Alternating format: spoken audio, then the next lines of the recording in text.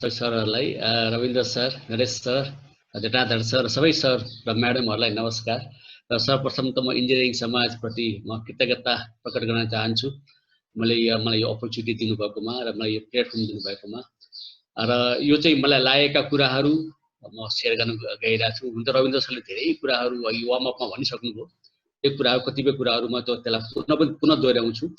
र यो मैले यो कोभिड-19 पछि चाहिँ अलिकति सानो रिसर्च गरेको थिएँ। अब कता जाने, के जाने, किन कोभिड-19 भयो भन्ने कुराहरूको अलिकति म त्यो पनि सेयर गर्न चाहन्छु। र च्यालेन्जेस त पक्कै छ कोभिड-19, किनभने अहिले हामीलाई कोभिड-19 ले पुरा विश्वलाई नै अहिले चाहिँ आक्रान्त पारेको छ। विश्व नै ठप्प भएको छ। समृद्ध मुलुकहरू भनिने युरोप र अमेरिका पनि अहिले उनीहरूलाई आफ्नो यथार्थता पनि थाहा भएको छ। यो एकातिर छ च्यालेन्जेसहरू, तर अर्कोतिर यो च्यालेन्जेसलाई एड्रेस गरेर अपर्च्युनिटी कसरी आइडेन्टिफाई गर्ने भन्ने कुरो पनि छ। स्पेसली एजुकेसनमा यहाँ धेरै जसो हाम्रो सर म्याडमहरू चाहिँ एजुकेसनमै लाग्नुभएको र एजुकेसन नलागे पनि एजुकेसन चाहिँ अपरिहार्य छ देशमा भन्ने कुरा हामीले बुझेका छौँ। यही सिलसिलालाई चाहिँ म मध्यनजर गरेर म आफ्नो प्रेजेन्टेसन गर्छु। र मैले पोस्ट कोभिड-19 मैले किन भनेको भने यो कोभिड-19 अब कहिलेसम्म यो जान्छ भन्ने कुरा अहिलेसम्म कसैले पनि प्रेडिक्सन गर्न सकेका छैनन्। कसैले 3 महिना भन्छ, कसैले 6 महिना भन्छ, कसैले 1 वर्ष भन्छन्, कसैले भ्याक्सिन निकाल्न कति टाइम लाग्छ भन्छन्, कसैले फेरि कोभिड-19 को अर्को भर्सन आउँछ भन्छन्, कहिले अब यो पेन्डेमिकको अर्को आउला भन्दा हरेक कुरोको तर्क वितर्क त भइरहेको छ।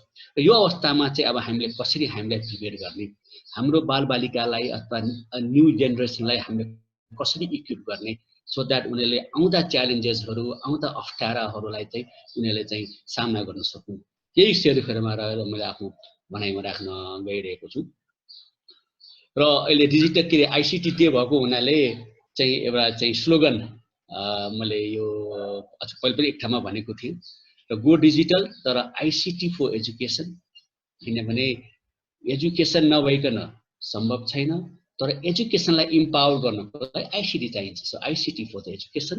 एट द सेम टाइम आइसिटीलाई पनि अलिकति इम्पावर गर्नको लागि एजुकेसन चाहिन्छ। एक अर्काका परिपूरक हुने यी दुईटै आइसिटी र एजुकेसन। र त्यो किन त्यसको आवश्यकता पर्यो भन्दाखेरि फ्युचर च्यालेन्जेस भन्नु नै के हो, पेन्डेमिक होस् या एपिडेमिक होस् अथवा अर्को वर्ष होस्, ती च्यालेन्जेसहरूलाई कसरी एड्रेस गर्ने त, हाम्रो शिक्षा प्रणालीलाई कसरी हामी परिमार्जन गर्ने, at the same time ICT को पोटेन्सियल कसरी युज गर्ने भन्ने कुरा को बारेमा पनि म अलिकति छलफल गर्छु होला। यसैलाई मैले चाहिँ आइसिटी डेको उसमा चाहिँ मैले स्लोगन बनाएको हो। अब यो कोभिड-19 अलिकति मैले वार्म अपको लागि कोभिड-19 किन भयो, कसरी भयो भन्दाखेरि हामीले सबभन्दा ठुलो हामीले के गर्यौँ भने हामीले ठुलो चाहिँ अपराध नै गर्यो। कसको लागि भने प्रकृतिको लागि। हामीले आफ्नो स्वार्थको लागि, हाम्रो आफ्नो विकासको लागि प्रकृतिको नियमहरू, प्रकृतिका गाइडलाइनहरू, प्रकृतिका सिद्धान्तहरूलाई हामीले कहिले पनि चाहिँ हामीले गहिरो भएर सोचेनौँ। प्रकृतिलाई के भइरहेछ भनेर कहिले पनि सोचेनौँ। तर प्रकृतिले हामीलाई यो के देखाइदियो भने यो चाहिँ तिमीहरूलाई चाहिँ यो लेसन हो है। तिमीहरूले अलिकति चाहिँ इकोसिस्टममा तिमीहरूले चाहिँ डिस्टर्ब गर्यो प्रकृतिलाई, मलाई एउटा नर्मलबाट एबनर्मल स्टेटमा हामीलाई लगिदेऊ भनेपछि त्यसको इन्जस्टिस हो र त्यसको चाहिँ तिमीहरूले लेसन गर। यही कोभिड-19 भन्नेको कुरा हामीलाई झकझकाउन नै आएको हो। र अर्को कुरो हामीले के बिर्स्यौँ भने हामी इतिहास पढ्छौँ, हामीहरू पुराना घटनाहरूको बारेमा हामी अध्ययन गर्छौँ, तर त्यो घटना, त्यो इतिहासले पनि हामीलाई केही न केही पाठ सिकाइरहेको हुन्छ भन्ने कुरा हामीले कहिले पनि हामीले चाहिँ ख्याल गरेनौँ र विचार पनि गरेनौँ। जस्तो म एउटा उदाहरण दिन्छु। हाम्रो हिस्ट्री, अब रामायणको कुरा गरौँ सुरुबाट। रामायणको रामायण भन्ने बित्तिकै हाम्रो दिमागमा के आउँछ भने रामको वनवास, सीतालाई रावणले हरेर लगेको, पछि राम र रावणको युद्ध भएको, अनि फेरि सीतालाई लिएर आएको, त्यति मात्र बुझ्छौँ। तर त्यहाँ चाहिँ हामीलाई चाहिँ लेसन हामीलाई दिएको छ। जस्तो एउटा उदाहरण, जब रावणले सीतालाई हरेर लाँदाखेरि राम र लक्ष्मणलाई थाहा थिएन कि सीतालाई कसले लग्यो भनेर। त्यो बेला जटायु भने चरा पन्छी गिद्धले चाहिँ के भन्यो भने ल सीतालाई चाहिँ रावणले लग्यो भनेर रामलाई चाहिँ भनिएको थियो। त्यसपछि अब लौन त लग्यो, तर कहाँ लग्यो भन्ने कुरा पनि थाहा थिएन। त्यसपछि अर्को पन्छी गिद्धले त्यो सम्पत्तिले चाहिँ के भन्यो भने मेरो दूरदृष्टिले म देखिरहेको छु कि रावणले सीतालाई चाहिँ समुद्र पारी लङ्कामा लिएर गयो। त्यसपछि अब लङ्कामा त लग्यो, तर चाहिँ कसरी जाने त्यहाँ लङ्कामा कसरी जाने भन्दाखेरि त्यहाँ चाहिँ कसरी जाने भन्दाखेरि अनि जाम्बत भन्ने भालुले चाहिँ हनुमानलाई के भन्यो भने तिम्रो पोटेन्सियल छ, you can cross the sea भनेर पठायो। र पछि अन्तमा रावणको युद्धमा सबै मतलब भालु पन्छी र जनाब यो बाँदरहरूले नै जित्यो। यो मैले किन भन्नु खोजेको भने त्यतिखेर यसले के लेसन दिएको थियो भने यो हरेक पन्छीहरू हरेक प्राणीहरूको त्यति नै इम्पोर्टेन्ट छ। भगवान रामलाई त गिद्ध नभएको यसले थाहा हुँदैन थियो सीता कसले लग्यो भनेर कुरो भन्नु कि यो कुरोहरू हामीले कहिले पनि त्यो तरिकाले सोचेनौँ। हामीले अर्कै तरिकाले सोच्यौँ, हामीले आफ्नो इन्टरटेनको लागि चाहिँ त्यो सोच्यौँ। तर भने मतलब हरेक हिस्ट्रीले र कोभिड-19ले पनि हामीले के गर्छ भने यो आउने पिँढीहरूले आउँदो जेनेरेसनहरूले चाहिँ उनीहरूले के लेसन लर्न गर्नुपर्छ भन्दाखेरि एक समयमा एउटा चाहिँ भनौँ न, हुन त यो कोभिड-19 चाहिँ चीनको वुहानमा चमेरो भनेको चमेरोलाई चाहिँ अब्जस मात्रै पाएको हो, तर चमेरो मात्र होइन, यो धेरै कुराले गर्दाखेरि कोभिड-19 आएको छ। यी सबै कुरोहरूलाई हामीले चाहिँ हाम्रो विद्यार्थीहरूलाई कसरी भन्ने, कसरी उनीहरूलाई सम्झाउने भन्ने कुराको पनि हामीले चाहिँ विचार गर्नु परेको छ। अब यो कुराले अब गर्दाखेरि अब इतिहासको कुरा अघि मैले भने, अब अल्बर्ट आइन्स्टाइनले उहाँले के भन्नुभएको थियो भने म कहिले पनि मेरो विद्यार्थीलाई पढाउँदिनँ, तर उनीहरूलाई पढ्ने वातावरण म चाहिँ पैदा गरिदिन्छु, इन्भाइरोमेन्ट क्रिएट गरिदिन्छु, एम्बिसन क्रिएट गरिदिन्छु भन्नुभएको थियो। यो कुरा अहिले भने अल्बर्ट आइन्स्टाइन उहिले भन्नुभएको, तर हामीले वी नेभर पेड एटेन्सन हैन। हामी आफ्नै तरिकाले हाम्रो आफ्नो तरिकाले पढाउँदै गयौँ। अब त्यहाँ पनि हामीले मिस्टेक गर्यौँ। 5 वर्ष अगाडि बिल गेटले एउटा टेड टकमा भन्नुभएको थियो यदि नेक्स्ट आउटब्रेक हुन्छ भने त्यो चाहिँ एउटा चाहिँ भाइरसबाट हुन्छ भन्नुभएको थियो। मान्छेले सुने, अनेकौं आर्टिकल लगाए, तर कसैले पनि त्यसलाई सिरियसली लिएनन्। भनेपछि यो हामीले हरेक कुराहरूलाई चाहिँ यो पहिलेका कुराहरूलाई चाहिँ हामीले इग्नोर गरेर नै यो कोभिड-19 आएको हो भन्ने मेरो धारणा हो। तर यसलाई अब हामी नअत्तालियौँ, तर यो लेसन लर्न गरेर अब how we make our tomorrow beautiful, भोलि कसरी राम्रो पार्ने भन्ने कुरामा चाहिँ हामी त्यतातिर केन्द्रित हुनुपर्छ जस्तो मलाई लाग्छ। अब शिक्षण संस्थामा म आबद्ध भएकोले अलिकति मेरो इन्क्लाइनेसन त उतै छ। अब हाम्रो देशको एकाडेमिक स्ट्याटस यदि हेर्ने हो भने हाम्रो 11 विश्वविद्यालय छ। तिरुङ विश्वविद्यालय मैले यो किन 1959 मा तिरुङ विश्वविद्यालय खोलेको थियो, संस्कृत विश्वविद्यालय 1986 मा खुल्यो, त्यो काठमाडौँ विश्वविद्यालय 1991 मा खुल्यो। तर नान्याङ टेक्नोलोजी युनिभर्सिटी सिङ्गापुर 1991 मा खुल्यो, तिरुङ विश्वविद्यालयभन्दा धेरै पछि खुल्यो, करिब काठमाडौँ विश्वविद्यालयकै हाराहारीमा खुल्यो। युनिभर्सिटी अफ सिङ्गापुर 1980 मा खुल्यो। तर अहिले वर्ल्ड र्याङ्किङमा हेर्दाखेरि उनीहरू अस्ति मात्र मैले हेरेको थिएँ एक हप्ता अगाडि 11-12 र्याङ्किङमा छन्। तर हामी कहाँ छौँ? यो नान्याङ भन्दा पहिले सुरु गरेको, नेसनल युनिभर्सिटी भन्दा पहिले सुरु गरेको भने हामी कहाँ छौँ, कहाँ अल्मलिरहेको छौँ, हामी कहाँ चाहिँ मिस्टेक गर्यौँ भन्ने कुरो पनि हामीले चाहिँ यही टाइम हो, this is the right time to think भन्ने मलाई लाग्छ। अब हामीसँग नभएको होइन, 24 वटा कलेजहरू पनि छ, इलिमेन्ट्री स्कुलहरू 25,222 वटा छ, 82% कम। This are the very exciting data, राम्रो छ। त्यो हुँदाहुँदै पनि हामी किन एजुकेसनमा पछाडि छौँ त?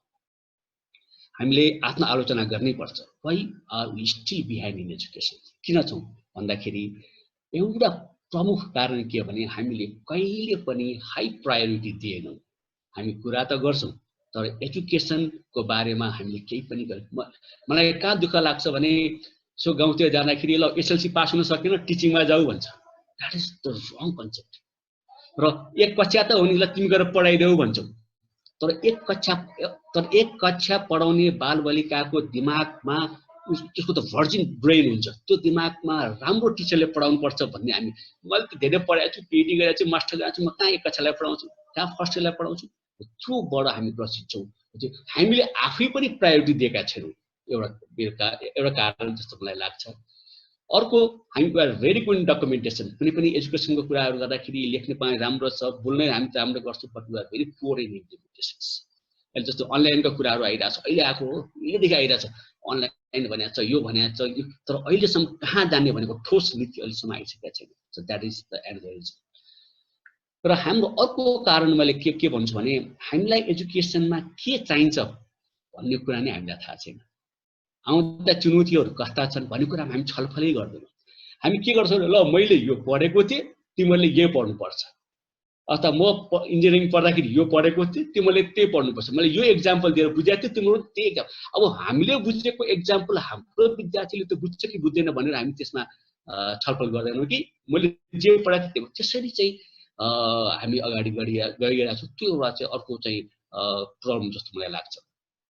र आइसिटीको कुरा गर्छौँ हामी, आइसिटीको विद्यार्थी म पनि हो, तर हामीले आइसिटीको पोटेन्सियल युज गरेर एजुकेसनलाई कसरी इन्हान्स गर्ने भन्ने कुरा पनि हामीले राम्रोसँग बुझ्न सकेका छैनौँ। अप्लाइडमा पनि हामी गएको छैनौँ जस्तो मलाई लाग्छ। र अर्को मैले भन्नेपछि सब कसरी भयो भन्दाखेरि हामीसँग धेरै कम भिजनरी एकाडेमिक लिडर छ, त धेरै चाहिँ भिजनरी नभएको एकाडेमिक लिडर छ। भन्नाले एकाडेमिक इन्स्टिट्युटलाई कसरी अगाडि लाने, करिकुलमलाई कसरी रिभिजिट गर्ने, अघि चाहिँ रविन्द्र सरले भने जस्तो रिवायरिङ कसरी गर्ने, रिप्लेस गर्ने कि सबै कुराहरूको चाहिँ छलफल गर्ने मैले अहिले कमै पाएको छु एकाडेमिक लिडर। त्यो पनि एउटा कारण हो। तर त्यो हुँदाहुँदै पनि एउटा फ्याक्ट के छ भने देशमा भएका जति पनि च्यालेन्जेस छन्, प्रब्लम छन्, त्यो यदि कसले सल्भ गर्ने हो भने एकाडेमिसियनले नै गर्छन् र आइसिटीको एक्सपर्ट नै मिलेर गर्छ। इभन कोभिड-19 को भ्याक्सिन पनि कसले अहिले चाहिँ अनुसन्धान गरिरहेछ भन्दाखेरि teacher, professor, student, academic institute र आइसिटी एक्सपर्ट पनि दुईटा ग्रुप मिलेर गरिरहेछन्। र यदि कोभिड-19 को भ्याक्सिन आउने हो भने पनि उनीहरूबाटै आउँछ। पछि यति चाहिँ इम्पोर्टेन्ट हुँदाहुँदै पनि हामीले एजुकेसनमा प्रायोरिटी दिइरहेका छैनौँ। त्यो कुरा हामीले आत्मआलोचना गर्नै पर्छ। अब बिटर फ्याक्टहरू के छ भने त्यो त सत्य भने हाम्रो education system is just like scripted drama. हामी टिचरले के गर्छौँ भने एउटा डायलग दिन्छ विद्यार्थीलाई, ल स्टेजमा गएर पर्फर्म गरेर भन्छौँ, उसले डायलग भोग्छ, उसले किन डायलग भोग्या त्यो पनि उसलाई थाहा हुँदैन। मलाई डायलग भोग्नुपर्छ, स्टेजमा पर्फर्म गर्नुपर्छ, त्यो पर्फर्म हाम्रो जाँच। र हामी टिचरहरू चाहिँ डाइरेक्टर जस्तो हामी हेर्छौँ, कस्तो मजाले डायलग बोल्यो भन्छ। तर त्यो कन्सेप्टबाट हामी चाहिँ मुक्त पाउनै पर्छ। एउटा कुरो चाहिँ हामी जहिले पनि मेमोराइज गर भन्छौँ। म देख्छु हरेक विश्वविद्यालयमा जाँचको अगाडि विद्यार्थीहरू 15 मिनट 20 मिनट अगाडि किताब हेरेर बसिरहेको हुन्छ, फर्मुला घोकिरहेका हुन्छ। त्यो फर्मुला कसरी अन्डरस्ट्यान्ड गर्ने, कसरी एप्लाई गर्ने भन्ने कुरा हुँदैन, उनी घोकिरहेकै हुन्छ। त्यहाँ पनि हामी चाहिँ चुकिरहेको छौँ जस्तो मलाई लाग्छ। तर त्यो हुँदाहुँदै पनि अहिले मैले भने हाम्रो जीवनमा जति पनि एडभर्स सिचुएसन आउँछ त्यसले हाम्रो पोटेन्सियल, हामीभित्रको पोटेन्सियल हामीले आफै थाहा नै छैन। त्यो पोटेन्सियललाई अनलक गरेर हाम्रो मिस्टेक, अबदेखि म मिस्टेक गर्दिनँ है भनेर प्रण गरेर आउँदा दिनमा कसरी अगाडि बढाउने भन्ने कुरा चाहिँ हामीले चाहिँ सोच्नु परेको छ। यो कोभिड-19 आएको कारण पनि त्यही हो। त यो कोभिड-19 आयो, लकडाउन भयो, घरमा बसेर रमाइलो, कसैले मोमो बनाउँछ, कसैले के अरे पानीपुरी बनाउँछ, त्यो खाएर स्पेन्ड गर्ने आफ्नो ठाउँमा छ। तर यो लकडाउनमा पनि हामीले कसरी अगाडि बढ्ने भनेर त्यो सोचेर अगाडि बढ्यो भने चाहिँ हामीलाई we have the huge opportunity जस्तो मलाई लाग्छ। र क्वाइनको कुनै पनि सिक्काको दुईटा पार्ट हुन्छ। एउटा पार्टमा यसले कोभिड-19 को हेऱ्यो भने धेरै मान्छे हताहत भइरहेछन्। स्पेन, इटाली मा धेरै मान्छेहरू चाहिँ कोरोनाले चाहिँ हताहत भइरहेछन्। अमेरिका आक्रान्त छ। तर other side of the coin हेऱ्यो भने मान्छेको डेथ नम्बर अफ डेथ चाहिँ थन कम भएको छ अहिले। र अहिले चाहिँ other side of the coin हेऱ्यो भने अहिले प्रकृतिले आफ्नो जुन एबनर्मल स्टेटमा हामीले लगेका थियौँ त्यो नर्मल स्टेटमा आइसकेको छ। अहिले हेरौँ त काठमाडौँ, भक्तपुर, पुरै नेपाल हेरौँ त कति राम्रो देखिन्छ। हिमाल पनि टल्किया देखिन्छ, धुवाँ छैन, धुलो छैन, हैन? त्यो सबै प्रकृतिले। अब हामी इन्भाइरोमेन्टल साइन्समा जतिसुकै वाटर क्वालिटीको रिसर्च गरे पनि मिलियन्स अफ डलरको पिएचडी उत्पादन गरे पनि 2 महिनामै प्रकृतिले आफ्नो पानी सफा गरिदियो अथवा इन्भाइरोमेन्टलाई चाहिँ पोल्युसन फ्री गरिदियो, ओजोन लेयरलाई इस्टाब्लिस गरिदियो, अर्थको भाइब्रेसनलाई मेन्टेन गरिदियो। This is other side of the coin. अब हामीले यो यतापट्टिको नहेरेर other side of the coin हेरेर अगाडि बढ्नुपर्छ जस्तो मलाई लाग्छ।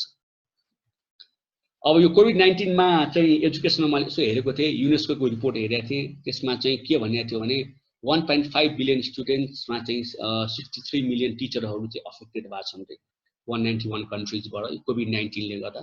यो चाहिँ ठुलो चुनौती छ विश्वमा युनेस्को को रिपोर्ट अनुसार। र अर्को हामीले अहिले मैले सानो भनेको थिएँ, द वर्ल्ड आफ्टर कोभिड-19 will be entirely different. Education section पनि इन्टायरली डिफरेन्ट हुन्छ, बिजनेस इन्टायरली डिफरेन्ट हुन्छ, मेडिकल साइन्स इन्टायरली डिफरेन्ट हुन्छ, जुरिसडिक्सन इन्टायरली डिफरेन्ट हुन्छ। त्यो डिफरेन्टको रियलाइज चाहिँ हामीले गर्नै पर्छ। त्यो डिफरेन्ट भइसकेपछि ला यो पहिले नै गरे हुन्थ्यो भनेर त्यो चाहिँ पस्ताउनु भन्दा अहिले नै हामीले चाहिँ गम्भीर तरिकाले चाहिँ कस्तो किसिमको होला भनेर त्यो विचार चाहिँ गर्नुपर्छ जस्तो मलाई लाग्छ। र अहिले मलाई यो भन्नै पर्ने छ कि मलाई कता कतामा देख्दाखेरि जुन अनलाइन एजुकेसनको कुराहरू गर्छन्, अनलाइनको एजुकेसनको चाहिँ भ्रम कति के छ भने यो अनलाइन एजुकेसन भनेको अहिलेको करिकुलमलाई ठ्याक्क डिजिटाइज गरेर राख्ने मात्रै होइन, यो भ्रमबाट हामीले मुक्त हुनै पर्छ। किनभने अनलाइन एजुकेसनको आफ्नै प्रिन्सिपल छ, आफ्नै गाइडलाइन छ, आफ्नै फिलोसफी छ, त्यो हामीले ध्यान दिनै पर्छ जस्तो मलाई लाग्छ। र त्यसपछि अहिले मात्रै भने मैले अब आउने जेनेरेसनलाई कसरी इक्विप बनाउनु पर्छ, कसरी परिमार्जन गर्नुपर्छ भन्ने कुरा पनि गर्नै पर्छ। म एउटा ठक्कमा भनिहालौँ, प्राय हाम्रो चाहिँ युनिभर्सिटीहरूको इन्जिनियरिङको कोर्सहरू क्रेडिट धेरै छ। म पढाउने काठमाडौँ विश्वविद्यालयमा पनि 143 क्रेडिट छ। यो 143 क्रेडिट 4 इयर्समा पढाउनु धेरै गाह्रो हुन्छ। वास्तव स्ट्यान्डर्ड 120 हो, 125 सम्म हामी जान सक्छौँ। म डिपार्टमेन्ट हेड हुँदाखेरि मलाई अमेरिकाको 3-4 युनिभर्सिटीबाट आउँथ्यो, तिम्रो स्टुडेन्टले 143 क्रेडिट 4 इयर्समा पढेछ, हाउ इट इज पोसिबल भनेर चाहिँ त्यो उनीहरूको जिज्ञासा हुन्छ। पछि त्यो सबै कुरोहरू चाहिँ हामीले अहिले चाहिँ डिजिटाइज गरेर राख्ने होइन, त्यो कुरा पनि हामीले चाहिँ गम्भीर भएर सोच्नुपर्छ जस्तो मलाई लाग्छ। र कोभिड-19 को चाहिँ learning how to learn, adapting the changing environment भन्ने कुराहरूको बारेमा चाहिँ हामीले विद्यार्थीहरूलाई भन्नुपर्छ, जुन एजुकेसन जानुपर्छ। र मैले यो किन मैले हाइलाइट किन गरेको भने यो ब्रेकडाउन, यो जुन अहिले लकडाउनमा म कतिपय विद्यार्थीहरूलाई यसो के छ त्यो हालखबर भन्दाखेरि सर एकदम बोर भइरहेछ, एकदम टाइम काट्नै मुस्किल छ भन्छ भन्दाखेरि मलाई कता चसक्क पोलेर आउँछ। अहिले यङ जेनेरेसनहरूले त्यस्तो भन्छन् भने हाम्रो फ्युचर के होला कन्ट्रीको? किनभने अहिले इन्टरनेट त ब्लक भएको छैन, गुगलले त सटडाउन गरेको छैन सर्भर, युट्युबले त बन्द भएको छैन। त्यस यति इन्फर्मेसनको महासागर भएको ठाउँमा उनीहरूले चाहिँ किनभने तर त्यो किन भयो भन्दाखेरि त्यो ब्लेम फेरि मैले आफैलाई लाएँ। किनभने एज ए टिचर हामीले कहिले पनि उनीहरूलाई कसरी सिक्ने भन्ने नै सिकाएनौँ, कसरी घोक्ने मात्रै भन्यो। वी नेभर टट देम हाउ टु लर्न। अब यो सब कुराहरू पनि हामीले चाहिँ विचार गर्नुपर्छ आउँदो एजुकेसन सिस्टममा भन्ने मलाई लाग्छ। अब हेरौँ बिग च्यालेन्जेस र ह्युज अपर्च्युनिटी के छ भने अबको एक्जिस्टिङलाई नभए रिभिजिट एजुकेसनको स्ट्रेन्थलाई युज गरेर अबको कोभिड-19 अथवा कोभिड-20 अथवा कोभिडको चाहिँ अर्को भर्सनलाई कसरी एड्रेस गर्ने भन्ने कुरोको एउटा बिग च्यालेन्जेस छ। एट द सेम टाइम त्यसको अपर्च्युनिटी पनि छ भन्ने कुरा मैले यहाँ सेयर गर्न चाहेँ।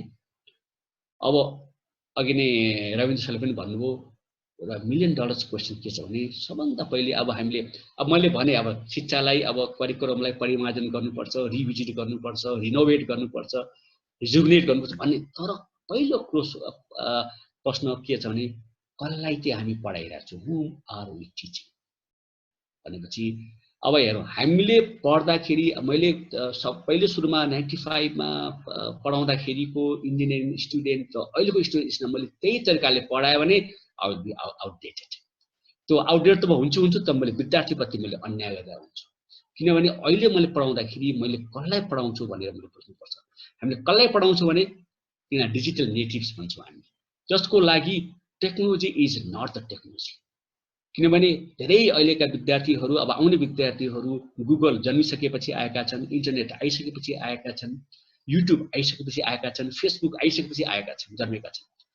उनीहरूलाई पुरानो तरिकाले यदि हामीले पढायौँ भने उनीहरूलाई ल लाइब्रेरी म त इन्डियामा पढ्दाखेरि लाइब्रेरीमा गएर किताब पढ्थेँ, तिमी पनि किताब पढ भने गऱ्यो भने दे विल नट लिसन। मैले स्कुलमा पढ्दाखेरि मलाई टिचरले इङ्ग्लिसको मिनिङ कसरी हेर्नु पर्छ डिक्सनरीबाट सिकाउनु भएको थियो भने they will not pay attention. किनभने किन हेर्नु पर्यो, अब गुगल गर्नु हरेक कुरा पाइन्छ भने त्यो तरिकालाई पनि हामीले चेन्ज गर्नुपर्छ किनभने we are teaching the digital natives. त्यति मात्र होइन, उनीहरूले के खोज्छन् भन्दाखेरि कन्टेन्ट एक्सपर्ट खोज्दैनन्, कन्टेक्स्ट खोज्छन् उनीहरूले। हामीले यदि डाटाबेस पढाउने हो भने ER diagram, what is ER diagram, they are not interested. किन ER डायग्रामको युज हुन्छ र कहाँ युज हुन्छ भन्ने कुरा कन्टेक्स्टको तरिकाले डाटाबेसको टिचरले पढाउन सक्यो भने त्यो फुलफिल हुन्छ। नभए ER डायग्राम भनेको डेफिनेसन, रिलेसनल डाटाबेस भनेको डेफिनेसन, यदि माइक्रो प्रोसेसमा एड्रेसिङ मोड भनेको डेफिनेसन मात्रै दियो भने चाहिँ द्याट विल नट हेल्प। त्यसले गर्दाखेरि उनीहरूलाई अब पढाउने तरिका पनि फरक हुन्छ भन्ने कुरा पनि, किनभने कन्टेन्टको हेर्ने हो भने हामीले जतिसुकै राम्रो कन्टेन्ट बनाए पनि युट्युबमा MIT को, अक्सफोर्डको, क्यालटेकको राम्रो स्लाइड पाउँछन् तिनीहरूले, far better than our slide. त्यो कन्टेन्ट मात्रै पढाइ हुँदैन। अब हामीले यदि चेन्ज गर्नु पर्यो भने हामीले कन्टेक्स्ट एक्सपर्ट हुनुपर्छ जस्तो मलाई लाग्छ, किनभने हाम्रो टार्गेट ग्रुप भनेको हो भने डिजिटल नेटिभ्स। चाहिँ यो कुरा पनि मैले यहाँ भन्न चाहेँ। अब फेरि हेरौँ च्यालेन्जेस आफ्टर COVID-19 कै कुरामा गर्दाखेरि learning is more important than knowing. Knowing is not enough. मलाई थाहा छ भन्दैमा यदि कसैले मलाई थाहा छ, मैले पढेको छु भन्दैमा हुँदैन। तर त्यो पढ्ने तरिका आज पढ्यो, अर्को सिक्ने तरिका चाहिँ that is more important than knowing भन्ने मलाई लाग्छ। र अब हामीले कसलाई, यिनीहरूलाई कस्तो विद्यार्थी तयार पार्नुपर्छ भने हामीले कहिले पनि उनीहरूलाई घरबाट पढ्ने, ओपन बुक सिस्टममा युज गर्ने, घरबाट होम टेक होम असाइनमेन्ट गर्ने, घरबाट चाहिँ काम गर्ने भन्ने कुरा वी नेभर टट देम। तर अब COVID-19 मा त हामी यसबाट मुक्त हुँला, तर अर्को COVID-20 अथवा 21 अर्को प्यान्डेमिक अथवा एपिडेमिकको बेलामा यदि हाम्रा विद्यार्थीहरूले if they are first work from home, उनीहरूलाई हामीले ट्रेनिङ दिनुपर्छ कि घरबाट गर्दा। अहिले हामीले कहिले पनि सोचेनौँ, हामीले पनि मैले पनि तिम्रो इन्डस्ट्रीमा जान्छौ, सफ्टवेयर इन्डस्ट्रीमा जान्छौ, एनजिओमा काम गर्छौ, त्यो मात्रै भने ट्रेन गऱ्यौँ। र हामीले जहिले पनि उनीहरूलाई लुक फर द जब भन्नु, अब जब हेर्ने होइन, they have to prepare for the work भन्ने कुरा पनि हामीले यो पनि च्यालेन्ज छ हामीलाई, हामीले कसरी अगाडि लाने। त्यसपछि के पढाउने, म फेरि भन्न चाहन्छु अहिलेको कुराहरूमा धेरै कुराहरू चाहिँ पुरानो भइसकेको छ। त्यो पुरानो कुराहरू पढाएर उनीहरूको दिमागलाई धेरै डाइभर्ट नगरौँ। वाट टु टिच भन्ने कुराको अहिले हामीले धेरै चाहिँ सोच्नुपर्छ। त्यसपछि स्टुडेन्टले के सिक्नुपर्छ यो COVID-19 पछिको work from home, learn from home भन्नेको लागि चाहिँ वाट स्टुडेन्ट सुड लर्न भन्ने कुरा पनि हामीले चाहिँ त्यो पनि हामीले चाहिँ आइडेन्टिफाई गर्नुपर्छ। कसरी पढाउने भन्ने कुरा पनि हामीले आइडेन्टिफाई गर्नुपर्छ, किनभने हुन त पढाउने ट्रेडिसनल हामीले फिजिकली क्लासमा गएको जस्तो राम्रो त नहोला, तर हामीसँग अप्सनै छैन है कसरी पढाउने। त्यसपछि कसरी इभ्यालुएट गर्ने, अब इभ्यालुएट गर्दाखेरि आइसिटीको टेक्नोलोजी कसरी युज गर्ने, रिमोट इभ्यालुएसन कसरी गर्ने। सम्भव छ, मैले एउटा देखेको छु आर्टिफिसियल इन्टेलिजेन्स युज गरेर घरमा बसेर त्यो सिस्टम युज गरेर घरमा बसेर जाँच दिन्छ भने रिमोट मोनिटरिङ गर्न सकिन्छ र उसले चाहिँ चिट गरेछ कि उसले के गरेछ भन्ने कुरा पनि आइडेन्टिफाई गर्न सकिन्छ। एउटा मैले सानो प्रोजेक्ट पनि देखेको थिएँ। यो पनि एउटा चाहिँ अर्को च्यालेन्जेस छ। अर्को चाहिँ मैले यहाँ भन्नै पर्छ, हाइलाइट गर्छ मुर्स ल अफ एजुकेसन। हाम्रो इलेक्ट्रोनिक्सको सरहरू म्याडमहरू हुनुहुन्छ, इलेक्ट्रोनिक्समा मुर्स गभर्नर मुर्सले के भन्नुभएको थियो भने in every 24 years the capacity of processing power gets double भन्नुभएको थियो। तर यो चाहिँ प्रोसेसिङ पावर मात्र होइन, एजुकेसन पनि ऱ्यापिड चेन्ज भइरहेको छ। यो एजुकेसन कस्तो किसिमको हुन्छ भन्ने कुरा अहिले मैले भनिरहेको छु, तर आफ्टर 6 months फेरि अर्कै के भयो भने अर्कै पनि हुनसक्छ भने चाहिँ यो स्पिडलाई हामीले चाहिँ म्यानेज गर्नुपर्छ जस्तो मलाई लाग्छ। This is one of the core challenges after COVID-19 र हामीले त्यसको लागि प्रिपेयर हुनुपर्छ। अब अर्को केयरफुल के हुनु पर्यो भने हामीले जे अहिले गर्छौँ, जे निर्णय गर्छौँ अथवा गर्दैनौँ, जे यदि सफल भयो भने राम्रो, यदि असफल भए पनि यसले कहाँ असर गर्छ भन्दाखेरि it will not affect the next generation, तर यसले फ्युचर अफ नेक्स्ट जेनेरेसनलाई पनि अफेक्ट गर्छ। त्यसैले गर्दाखेरि हामी अहिले संवेदनशील भएर कसरी अगाडि भन्ने कुरा चाँडैभन्दा चाँडै निर्णय गर्नुपर्ने बेला आइसकेको छ जस्तो मलाई लाग्छ। र अघि रविन्द्र सरले पनि भन्नुभयो, मैले फेरि यो किन म यो फिगर देखाएको भने यो हामीले इन्डस्ट्रियल रिभोल्युसन, हाम्रो देशले पहिलो इन्डस्ट्रियल रिभोल्युसन पनि मिस गऱ्यौँ, दोस्रो पनि मिस गऱ्यौँ, तेस्रो पनि मिस गऱ्यौँ। अब चौथो जुन चाहिँ 2015 बाट सुरु भएको छ, यो चाहिँ रिभोल्युसन चाहिँ मिस नगरौँ र यो रिभोल्युसनमै धेरै सोलुसनहरू छ कोभिड-19 पछि भन्ने कुरा पनि मैले यहाँ चाहिँ भन्न चाहे। यो अहिले रविन्द्र सरले धेरै कुरा भनिसक्नु भएको छ यसमा। अब एउटा कुरा चाहिँ मैले यहाँ भन्नै पर्छ फेरि, यो हामीले के कुरा याद गर्नु पर्यो भन्दाखेरि जुन युनिभर्सल फोर्सेस यो अहिले कतातिर युनिभर्स गएको छ अथवा के छ कसरी अफेक्ट छ भन्दाखेरि एउटा फोर्स ग्लोबलाइजेसन। अहिले ग्लोबलाइजेसनको लाई हामी इग्नोर गर्नै सक्दैनौँ। हामी हाम्रो देशलाई माया गर्छौँ, we love our country, we love our society हैन, तर ग्लोबलाइजेसनलाई पनि हामीले इग्नोर गर्न मिल्दैन। किनभने अहिले आईटी को कुराहरू गर्दा मैले जुन आर्टिफिशियल इन्टेलिजेन्सको जसरी म प्रोमोट गरेको बेलामा मलाई धेरै सर म्याडम र धेरै चाहिँ शिक्षा मन्त्रालयको सरहरूले पनि के भन्नुहुन्छ भने अरू पनि सरहरूले मनिषहरू तपाईँले के कुरा गरे, अहिले कर्णाली जानुहोस् त त्यहाँ वाइफाई छैन, तपाईँ यता दार्चुला जानुहोस् त त्यति कनेक्टिभिटीको प्रब्लम छ, तपाईँ एआईको कुरा गर्नुहुन्छ भनेर मलाई भन्नुहुन्छ। त म के भन्थेँ र अहिले पनि के भन्छु भने त्यो समस्या नभएको होइन, यो एआई आउन थालेको हुनाले take this AI as an opportunity to have a good connectivity in Karnali भनेर मैले त्यसरी भन्न खोज्थेँ। किनभने हामीले रोकेर यो फ्लोलाई रोक्नै सक्दैन। यदि के हुन्छ भने नभए हाम्रो नेबरिङ कन्ट्रिजहरू त्यति अगाडि बढिदिन्छन् कि हामीलाई धन त्यसलाई अफेक्ट पर्छ। जस्तो अर्को उदाहरण मैले फेरि म भन्नु, ग्लोबलाइजेसन चाहिँ यति चाँडै के हुन्छ, यो अघि मैले भने जब वुहानमा चाहिँ यो कोरोना भाइरस फैलियो भन्दाखेरि मलाई थाहा छ यहाँ हामी काठमाडौँमा चाहिँ हाम्रो साथीहरूले त्यो वुहानमा फैलिएछ चमेरो खाएको रहेछ, नेपालमा त आउँदैन भनेर दङ्ग परेको थियो। हामी त परे जाओस्, अमेरिका पनि दङ्ग परेको थियो। त्यो वुहानको भाइरस आउनको लागि कि त पेसिफिक क्रस गर्नु पर्यो कि त एटलान्टिक क्रस गर्नु पर्यो। How it is possible? हामी चाहिँ चमेरो खाएनौँ भनेर। तर अहिले हेरौँ त एउटा ठाउँ भएकोले ग्लोबलाइजेसनले गर्दाखेरि पुरै चाहिँ भएको छ। अर्को टेक्नोलोजी यति ऱ्यापिड अगाडि बढिरहेको छ, यसको पोटेन्सियल हामीले मिस गर्नै हुँदैन। इट्स लाइक अ बुलेट ट्रेनमा यदि बोर्ड हुने मौका पायौँ भने ऱ्यापिडली हामी डेस्टिनेसन पुग्छौँ, तर पाएनौँ भने चाहिँ फेरि हामी जहाँको त्यहीँ हुन्छौँ अथवा झन् पछाडि नै जान्छौँ। त्यो टेक्नोलोजीलाई पनि हामीले चाहिँ आत्मसात गर्नुपर्छ। अर्को क्लाइमेट चेन्ज, किनभने यो मैले किन भनेको भने ग्लोबलाइजेसन र क्लाइमेट चेन्जमा मैले 1-2 वर्ष अगाडि मैले एउटा ठाउँमा जान मौका पाएको थिएँ। त्यहाँ चाहिँ how IT can be use for the globalisation वा क्लाइमेट चेन्जको उसमा।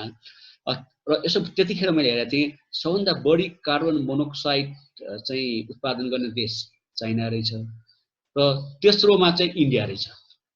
त्यो पहिलो र तेस्रोको बिचमा हामी छौँ भनेपछि हामीले जतिसुकै हाम्रो चाहिँ इन्भाइरोमेन्टमा चाहिँ गम्भीर रहे तापनि त्यहाँको चाहिँ पोल्युसन हामी आउने रहेछ। त्यसले गर्दाखेरि यो कुरामा पनि हामीले चाहिँ ध्यान दिनुपर्छ। यी सबै कुराले गर्दा एउटा ट्रायङ्गल बनाएको छ र हरेक कुराले चाहिँ डाटा जेनेरेट गरिरहेको छ। ग्लोबलाइजेसन होस् वा क्लाइमेट चेन्ज होस्, यो सबै डाटालाई म्यानेज गर्नको लागि एउटै टेक्नोलोजी छ, द्याट इज आर्टिफिसियल इन्टेलिजेन्स। र यो आर्टिफिसियल इन्टेलिजेन्सको बारेमा पनि अघि मैले भन्न खोजेको कारण यही हो, अहिले हामीले यसलाई इग्नोर गर्नै सक्दैनौँ। र यति यो मैले भन्नु खोजेको के हो भने यो आर्टिफिसियल इन्टेलिजेन्स यसमा 3टा पिलरमा मात्रै होइन, एजुकेसनमा झन् अपरिहार्य छ। म त अलिकति पछि भन्छु म। अब 4.0 को अब सबैलाई एड्रेस गर्नु 4.0 हामी कस्तो किसिमको एजुकेसन चाहिन्छ होला त भन्दाखेरि रिमोट लर्निङ जुन अहिले हामीले चाहिँ प्र्याक्टिस गर्नको लागि हामी आतुर छौँ। किनभने हाम्रो कलेजेसहरू, स्कुल्सहरू, युनिभर्सिटीहरू जो बन्द छ, है विद्यार्थीहरूलाई अलिक किसिमको साइकोलोजिकल प्रेसर परिसकेको छ। त्यसलाई कसरी गर्ने? Personalise learning. अब हेरौँ है, पर्सनलाइज लर्निङको पनि मलाई 1 मिनट कुरा भन्नै पर्छ। हरेक स्टुडेन्टको आफ्नो पोटेन्सियल हुन्छ, हरेक स्टुडेन्टको आफ्नो इन्ट्रेस्ट हुन्छ, आफ्नो प्यासन हुन्छ। हामी त्यो कहिले पनि हामीले चाहिँ ध्यान दिँदैनौँ। कसैको म्युजिकमा होला, कसैको कल्चरमा होला, कसैको म्याथमेटिक्समा होला, कसैको साइन्टिफिकमा होला, कसैको जुलोजीमा होला र आफ्नो तरिका आफ्नै हुन्छ फेरि। र हाम्रो ब्रेन छ, हाम्रो ब्रेनमा 100 बिलियन्स न्युरोन्सहरू छ। यिनीहरूको वायरिङ चाहिँ आफ्नो तरिकाले भएको छ। मेरो ब्रेनको वायरिङ, किनभने मैले लर्निङ गर्ने क्यापेसिटी, मेरो चाहिँ फिचर र अर्को फिचर फरक हुनसक्छ। त्यसले गर्दाखेरि पर्सनलाइज लर्निङ पनि one of the solution for the कोभिड-19। त्यसपछि एजुकेसन टुल के युज गर्ने, प्रोजेक्ट बेस्ड लर्निङ जुन हामी गरिरहेका छौँ यो कुराहरू, र फिल्ड स्पेसिफिक एक्सपिरियन्सहरू, र एक्जाम प्याटर्न, र एक्जाम प्याटर्नको म अलिक पछि पनि आउँछु होला, र एक्जाम प्याटर्नलाई पनि हामीले चेन्ज गर्नुपर्छ। हामी किन 3 घण्टा एक्जाममा चाहिँ एकदमै लागिरहेछौँ, किन हाम्रो नेपाल सरकार चाहिँ यसै नभए बर्बाद ब्रह्माण्डै फुट्ला जस्तो हुन्छ, द्याट इज नट निडेड। किनभने हामीले चाहिँ एक त विद्यार्थीहरू लकडाउनमा त्यसै नै प्रेसर भइरहेछन्, उनीहरूलाई फेरि लकडाउन खोलेको 3 हप्तापछि एसएससी एक्जाममा कसरी मेन्टली तयार हुन्छ उनीहरू। यी सबै कुराहरूको चाहिँ हामीले अहिले नै विचार गर्ने बेला आइसकेको छ जस्तो लाग्छ मलाई। 4.0 मैले इन्टरनेटमा ल्याएको थिएँ, त्यो चाहिँ anywhere any time, personal learning, flexible level, यी सबै चाहिँ तरिकाबाट चाहिँ हामीले 4.0 लाई गर्न सक्छौँ भन्ने मलाई लाग्छ। अब यो 4.1 चाहिँ यो मैले नै भनौँ न यसो हेरेँ 4.0 मा सर्टेन कुराहरू छ। त्यो 4.0 चाहिँ कुन बेला चाहिँ यो सोचिएको थियो भने जब कोभिड-19 लाई उनीहरूले गरेका थिएनन्, कोभिड-19 को बारेमा सोचेका थिएनन्, अथवा भविष्यमा कुनै प्यान्डेमिक अथवा एपिडेमिक आयो भने हाम्रो एजुकेसन सिस्टमले कसरी त्यसलाई म्यानेज गर्छ भन्ने नसोचेको थियो। तर नसोचे तापनि 4.0 को धेरै कुराहरू चाहिँ सान्दर्भिक छ भन्नाले मैले त्यति मात्र पुग्दैन, अलिकति एड गरौँ न, हाम्रो चाहिँ इन्क्रिमेन्ट बाई 1 भन्छ भने 4.1 गर्नु भन्ने यो मेरो धारणा हो। त्यसमा त्यो प्रोजेक्ट बेस्ड लर्निङ त छँदैछ फिचर, अर्को च्यालेन्ज बेस्ड लर्निङ चाहिँ अब चाहिने रहेछ कोभिड-19 को लागि भन्ने मेरो यो आफ्नो सानो अनुसन्धानबाट आएको, जसमा चाहिँ every one is learner, teacher also should be learner. त्यसपछि हाम्रो क्लासरुमको ट्रेडिसनल क्लासरुम हाम्रो 4वटा भित्ताको भित्र मात्रै क्लासरुम होइन, क्लासरुम त कम्युनिटीमा छ, क्लासरुम त चाहिँ नेचरमा छ। र त्यसपछि यी सब च्यालेन्जहरू प्रोभोक गर्ने, यी सब कुराहरू चाहिँ च्यालेन्ज बेस्ड लर्निङमा यो चाहिँ कहाँबाट रहेछ भने यो एओटिएस भने एप्पल अफ द के कोर्स भन्ने चाहिँ एप्पलले गरेको, त्यसमा चाहिँ च्यालेन्ज बेस्ड लर्निङको कुराहरू गराइरहेछ। यी सब कुराहरू चाहिँ हामीलाई चाहिन्छ जस्तो मलाई लाग्छ 4.1 मा। अब कस्तो हामीले कस्तो स्टुडेन्ट गर्ने भन्दाखेरि पहिलो कुरो हामीले के गर्नु पर्यो भने what student must understand and what student must know, दुईटा कुराहरू थाहा हुनु पर्यो। उनीहरूले के थाहा नपाइ हुँदैन, उनको फाउन्डेसन के हो, त्यसपछि अथवा उनीहरूले के चाहिँ थाहा हुनु जरुरी छ, यो कुरालाई पनि हामीले अब आउँदो एजुकेसनमा चाहिँ इम्बेडेड गर्नुपर्छ जस्तो मलाई लाग्छ। त यो भन्दा पनि अर्को इम्पोर्टेन्ट के छ भने हामी टेक्निकल स्किल दिनलाई हामी we are very good in providing technical skills. त टेक्निकल स्किल यदि मात्रै प्रोभाइड गर्ने हो भने र सोशल स्किललाई यदि हामीले इग्नोर गर्ने हो भने आउँदा केही वर्षहरूमा रोबोट र एआई बेस्ड मेसिनले यो टेक्निकल स्किललाई चाहिँ रिप्लेस गर्न हाई प्रोबेबिलिटी छ। त्यसले गर्दाखेरि यदि त्यो रिप्लेस भइदियो भने फेरि फ्रस्ट्रेसन आउँछ। तर हामीले हाम्रो स्टुडेन्टहरूलाई टेक्निकल स्किलको साथसाथै how to be more creative, how to do the critical thinking, how to communicate with the colleague, how to collaborate with the team member भन्ने कुराहरूको स्किल पनि हामीले यदि दियो भने उनीहरू चाहिँ टेक्निकल स्किलको साथसाथै सोशल स्किल भए पनि तिनीहरू जस्तोसुकै समस्या आए तापनि उनीहरू चाहिँ आफ्नो क्रिएटिभिटी युज गर्न सक्छन् भन्ने मलाई लाग्छ। त्यसपछि माइन्डफुलनेस, क्युरियोसिटी, यी सब कुराहरू चाहिँ हामीले स्टुडेन्टलाई दिनै पर्छ अबको उसमा। र अब कसरी चाहिँ रिफ्लेक्ट गर्ने र एडप्ट गर्ने नयाँ इन्भाइरोमेन्टमा भन्ने कुरा पनि यी सब कुराहरू चाहिँ आउँदा चाहिँ स्टुडेन्टहरूलाई चाहिँ सिकाउनु पर्छ जस्तो मलाई लाग्छ। अब मुभिङ अहेड, अब करिब अन्त आउन लागिसक्यो। अब कसरी मुभिङ अहेड गर्न, त यो move before we move ahead एउटा कुरा हामीले अघि मैले भने फेरि मैले हाइलाइट गर्ने भने all of our brains are wired differently.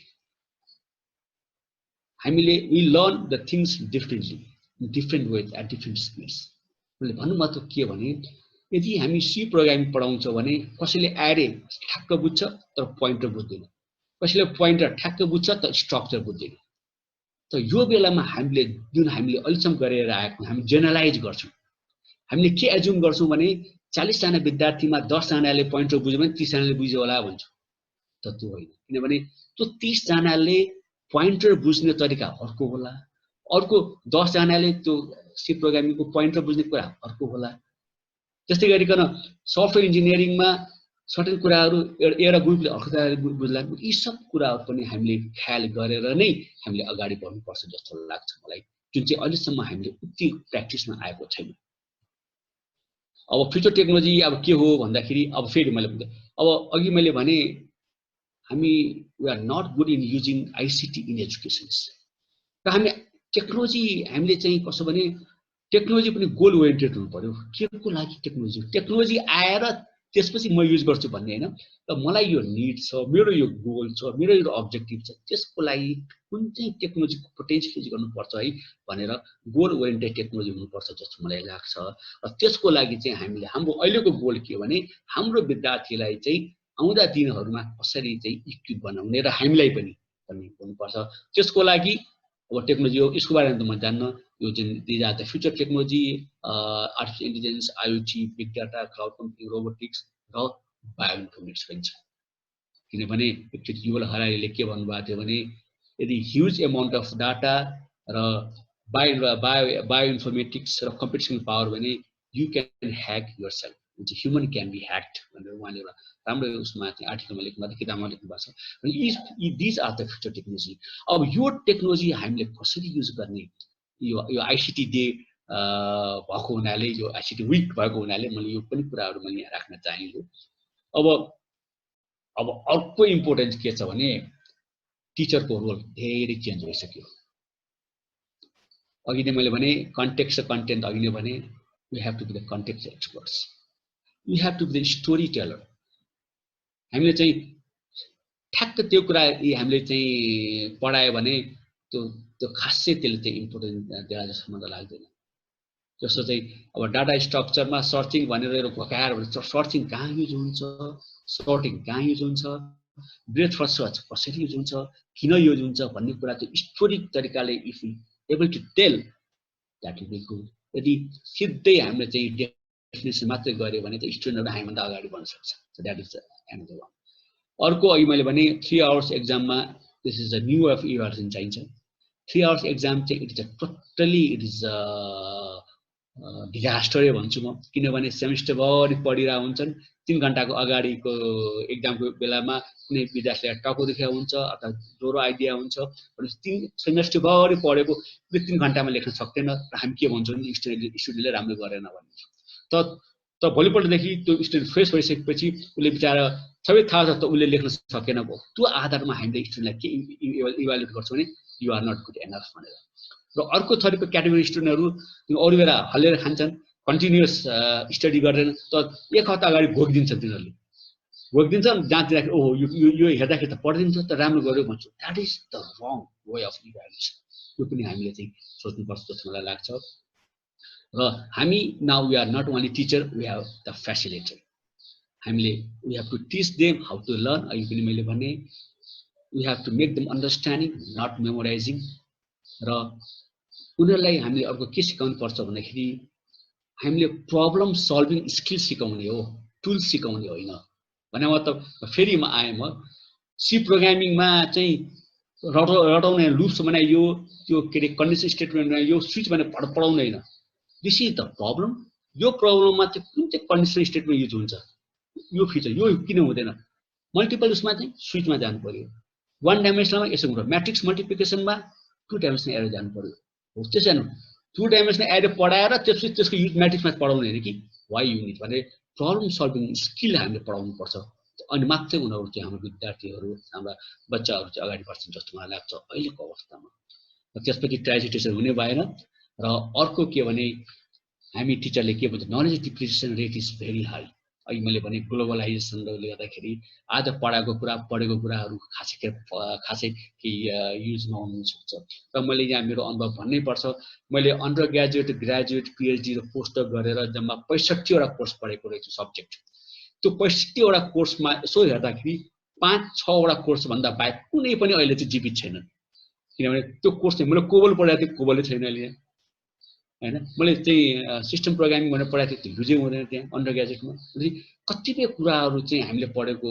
कुराहरू तर I have to revise I have to किन यो नलेज डिप्रिसिएसन रेटलाई मैले म्यानेज गर्नुपर्छ एज ए टिचर्स भन्ने मलाई लाग्छ अब मिस्टेक हेर्नु हामी एज अ टिचर मैले आफै हेर्दाखेरि हामी के मिस्टेक गर्छौँ त्यो मिस्टेक किन दोहोऱ्याउनु भएन यो मैले सुरुमै भने कोभिड-19ले गर्दाखेरि we have to realise the mistake हामी अननेसेसरी क्वेसन सोधेर विद्यार्थीहरूलाई बढी अकुपाई पार्छौँ यो के क्वेसन सोध्नु हुँदैन भन्दाखेरि what are you going to be when you grow up भने हामी सोध्छौँ नि बच्चा तिमी डक्टर बन्ने कि इन्जिनियर बन्ने भन्छ अब त डक्टर बन्ने भनेपछि अब त्यो हुन्जेलसम्म अब अहिले कोरोनाले गर्दाखेरि no one wants to be medical doctor किनभने यो त रिस्क रहेछ भन्छ अब के हुन्छ थाहा हुँदैन भनेपछि त्यसरी हामीले यस्तो क्वेसन गरी उसलाई कन्फाइन गरिदिनु हुँदैन र what do you do for living भन्नाले अब उनीहरूले हामी त्यसो भने तिमी कसरी ल यसो काठमाडौँ उपत्यका यति महँगो छ यति बाहिर गयो भने त्यति महँगो एक्सपेन्सिभ सिटीमा तिमी कसरी सर्भाइभ गर्छौ भनेर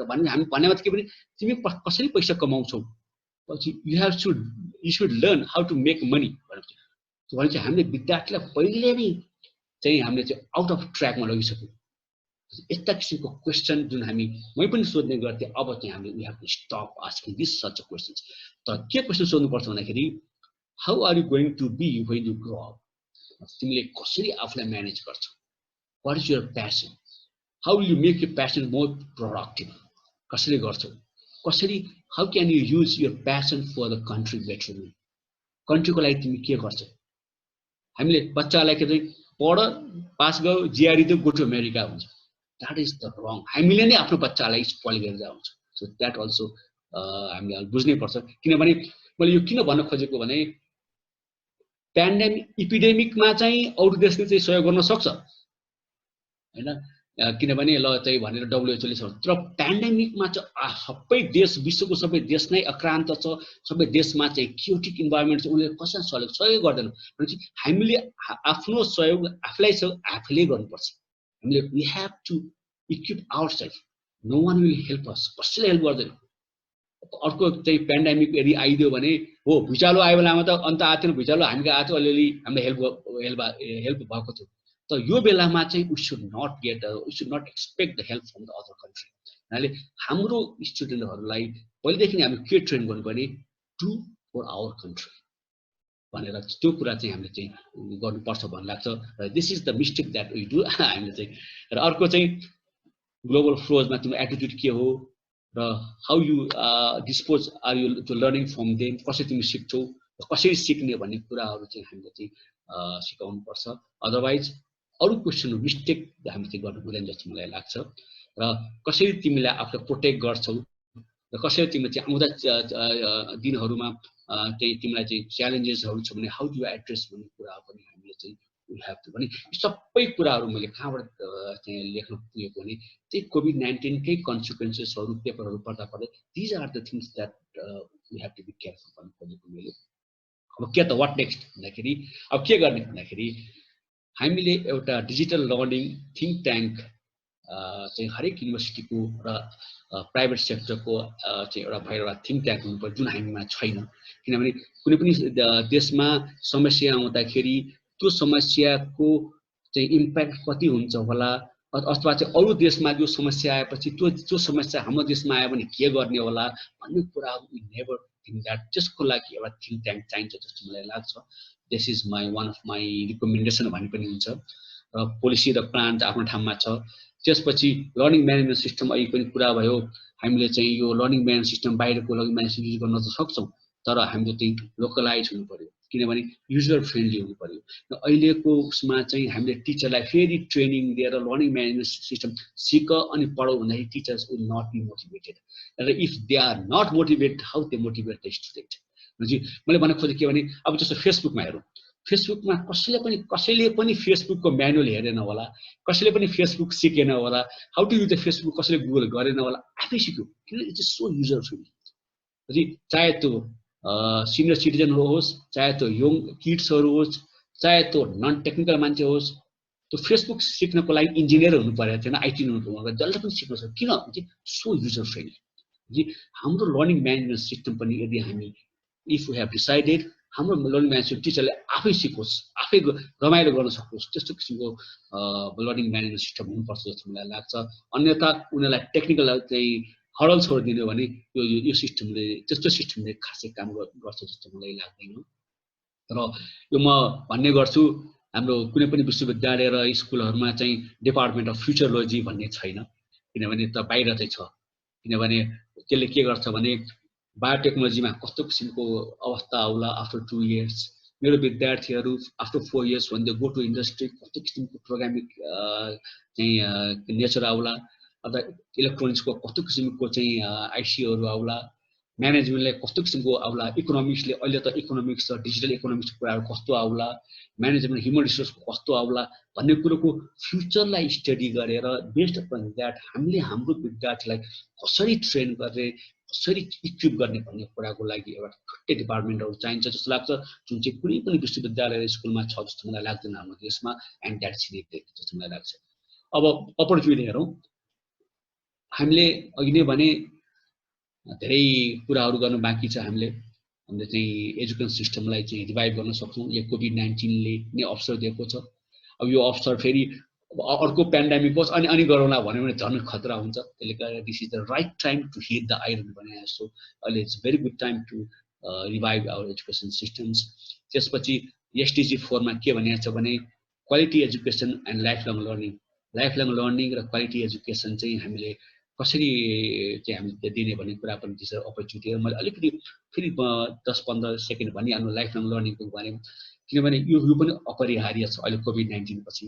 किनभने विचार गरौँ हाम्रो विद्यार्थीहरू 22 वर्ष 23 वर्ष 24 वर्षमा चाहिँ ग्रेजुएट भएर जान्छ र 23 वर्षमा युनिभर्सिटीको डिग्री लिएर गएको विद्यार्थीहरू 60 वर्षसम्म काम गर्छ तर 23 वर्षमा पढेको कुरा जब उ 40 वर्षको हुन्छ त्यो कति धेरै कुराहरू चाहिँ अब्सोल्युट भइसकेको हुन्छ तर उसले यदि आफूलाई अपडेट गरेन फेरि लर्निङ गरेन भने 40 वर्षपछि हाम्रो विद्यार्थीहरू नेक्स्ट विद्यार्थीहरूबाट रिप्लेस हुन्छ।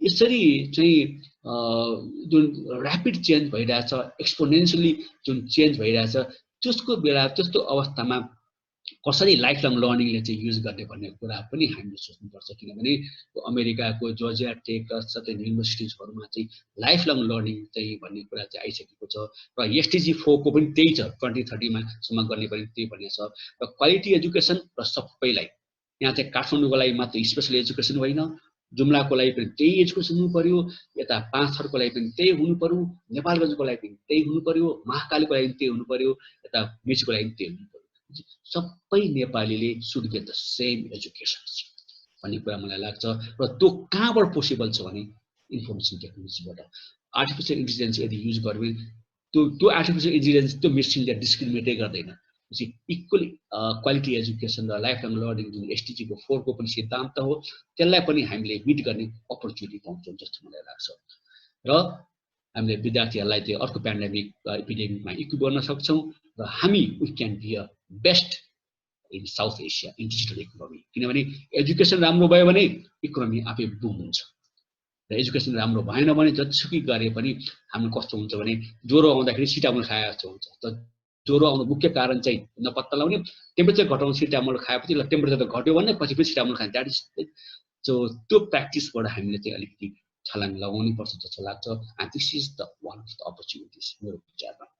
अब कन्क्लुजनमा हेरौँ आइसक्यो अन्तमा अब हामीले चाहिँ अनलाइन इम्प्लिमेन्टेसन इमिडिएटली इम्प्लिमेन्ट गर्नैपर्छ जस्तो मलाई लाग्छ।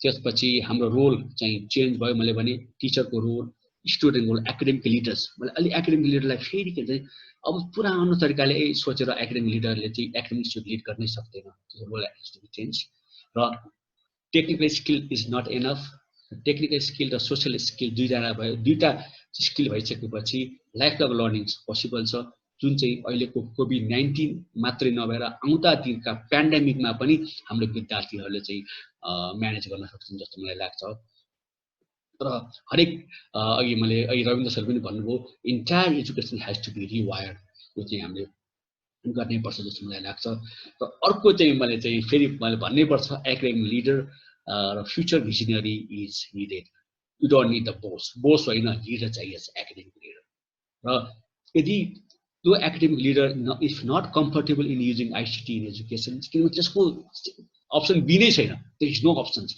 आइसिटीलाई इग्नोर गरेर म अगाडि बढ्छु भनेको भनेको मात्रै त सम्भवै छैन र यदि as a leader if you are not able to visualise the future academic challenges यदि खालि लिडरले चाहिँ इन्स्टिट्युट मात्रै चलाउने होइन कि आउँदा दिनहरूमा कस्तो किसिमको एजुकेसन हुन्छ कस्तो किसिमको च्यालेन्जेस हुन्छ यदि भिजुअलाइज गर्न सकेन भने र यदि आफ्नो रोल पनि चेन्ज गर्न सकेन होइन म त 20 वर्षपछि 20 वर्षसम्म म के अरे अघिदेखि काम गरेको मान्छे, यहाँ काम गरेको मान्छे, यो एक्सपिरियन्स छ, म त्यही तरिकाले जान्छु भनेर पुरानो ढर्राले यदि जान्ने हो भने त्यस्तो एकाडेमिक लिडर यदि भयो भने हामीलाई चाहिँ गाह्रो हुन्छ। Please stay away, don't spoil our country, that is my message. यदि if academic leaders are not ready to change as per the COVID-19 or the pandemic, change भएन भने पुरानो तरिकाले यदि त्यही तरिकाले लान्छु, त्यही तरिकाले ड्राइभ गर्छु, त्यही टाइममा ड्राइभ गर्छु एजुकेसन सिस्टम भने त्यो प्यान्डेमिक भन्दा पनि डिजास्टर हुन्छ। हाम्रो के भन्छ, ल मैले कति वर्ष क्याम्पसबाट चलाइदिएको, कति वर्ष डिपार्टमेन्टबाट चलाएको, त्यो वर्षले केही गर्दैन। अब we have to change your role as academic leader. अब टेक होम मेसेज अब के त भन्दाखेरि हाम्रो स्टुडेन्ट्स, हाम्रो education systems should teach our students how to learn. म फेरि भन्नु खोजेको किनभने लर्नै गर्नु पर्यो उनीहरूलाई, how to adapt and how to change as per the need. र चाहिँ यो एउटा चाहिँ टेक होम मेसेज। त्यसपछि आइसिटीको डे भएको हुनाले आइसिटीमा त्यसमा चाहिँ मैले एआईलाई चाहिँ मैले ब्राकेटमा किन राखेको भने अहिले चाहिँ यो मैले त्यसै भनेको होइन। I have red one article made in China articles, AI strategy in education in China, त्यो मैले पढेको छु। त्यो तिनीहरू धेरै अगाडि बढिसक्यो चाइनामा। र त्यति मात्र होइन, चाइनामा चाहिँ यो पेन्डेमिक आउनुभन्दा पहिले नै 32 वटा चाहिँ युनिभर्सिटीहरूमा ब्याचलर अफ आर्टिफिसियल इन्टेलिजेन्स भन्ने कोर्स कार्यक्रम सुरु गरिसकेका थियो। हामी पनि सुरु गरौँ न भन्दाखेरि यहाँ no one paid the attention. र अब it is the right time. र त्यो किनभने हामी चाहिँ यो पेन्डेमिकको लागि चाहिँ एड्रेस गर्नको लागि हामीले यो पनि कुरा गर्नुपर्छ। र अर्को अलिकति तितो होला त सत्य कुरामा के भन्छु भने यो स्टेडियममा बसेर मात्रै हुँदैन। यदि फुटबलमा गोल गर्ने हो भने ग्राउन्डमा जानै पर्छ, सेन्टर चलाउनै पर्छ। म त लड्छु कि ग्राउन्डमा मेरो के अरे लुगामा हरियो घाँसको धुलो लाग्छ कि भनेर डराउनु हुँदैन। Until unless we go to the ground and play can not get success. त्यसले गर्दाखेरि यो अनलाइन एजुकेसनमा अथवा COVID-19 पछिको चाहिँ एजुकेसनलाई रिभाइभ गर्नुको बेलामा चाहिँ हामी we have to do immediately भन्ने मैले खोजेँ। यति भन्दै थ्याङ्क यू भेरी मच। यतिमा सक्यो। नमस्कार। Thank you very much Manish sir. Manish सरलाई धेरै धेरै धन्यवाद।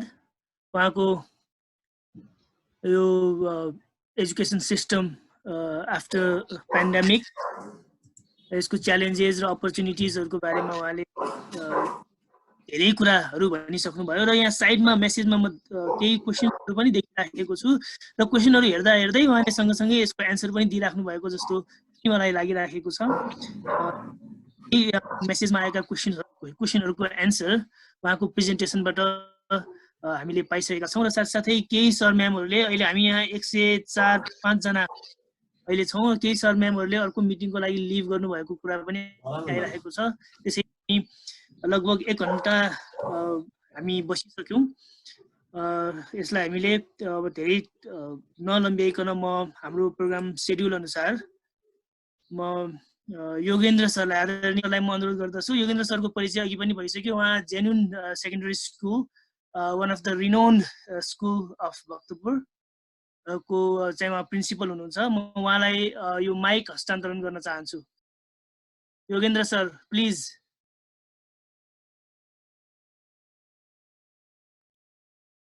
हजुर हेलो। हजुर सुनिन्छ सर? हजुर सबैलाई फेरि एकपल्ट नमस्कार। र मनिष सरलाई धेरै धेरै नमस्कार। र त्यस्तो राम्रो प्रेजेन्टेसन सरले गर्नुभयो। त्यसमा कमेन्ट गर्नुपर्ने धेरै ठाउँ छैन त्यसमा। र मलाई लाग्छ मनिष सरले आइसिटीमा मात्र फोकस गरेर आफ्नो प्रेजेन्टेसन गर्नु होला भन्ने ठानेको थिएँ। मेरो सोचाइ भन्दा पनि धेरै फरक। तपाईँले एकजना सोसियोलोजिस्टले गर्ने काम पनि गर्नुभएको छ, एकजना एजुकेसनिस्टले गर्ने काम पनि गर्नुभएको छ। त्यसको लागि बोल्नुपर्ने भन्नुपर्ने ठाउँ केही पनि छैन। र जुन आइसिटी अथवा नयाँ टेक्नोलोजी छ, अब टेक्नोलोजी भनेको मान्छेलाई यो स्टेजसम्म पुर्याएको, प्रिमिटिभ एजदेखि आजको जुन स्टेजसम्म पुर्याएको हो त्यो टेक्नोलोजी नै हो। र कहिलेकाहीँ हामी मार्क्सिजम पढ्दाखेरि पनि हेर्छौँ टेक्नोलोजीको सबभन्दा फेभर गर्ने मार्क्स हुनुहुँदो रहेछ। उहाँले आफ्नो थेसिसलाई अगाडि लैजाँदाखेरि हरेक कुरा टेक्नोलोजीलाई ल्याउनुहुन्छ। जस्तो कि उहाँलाई सम्पन्न मनपर्ने अथवा उहाँ इन्फ्लुएन्स हुने, मार्क्स आफै इन्फ्लुएन्स हुने एकजना व्यक्ति हुनुहुन्छ एचएल मोर्गान, लुइस हेनरी मोर्गान।